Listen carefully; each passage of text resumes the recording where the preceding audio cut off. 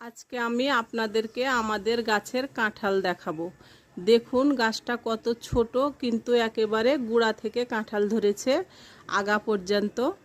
অনেক কাঁঠাল, আমাদের একেবারে ফ্রেশ কাঁঠাল, আমাদের গাছে কোনো বীজ দেওয়া হয় না। অনেক কাঁঠাল ধরেছে, দেখুন একেবারে আগা থেকে গোড়া পর্যন্ত কাঁঠাল ধরেছে। এত কাঁঠালটা ভালো, এত মিষ্টি, বলার কথা না। এবং এটা আপনার পরে পাকে, আগে পাকে না। সব কাঁঠাল যখন শেষ হয়ে যায় তখন আমাদের গাছের কাঁঠালগুলো পাকে। একেবারে আপনার ছোট গাছ, কিন্তু কাঁঠাল ধরেছে আপনার 20টা কাঁঠাল ধরেছে। সেই বড় বড়, বিশাল বড় বড় কাঁঠাল। আমাদের এখানে অনেক গাছ আছে।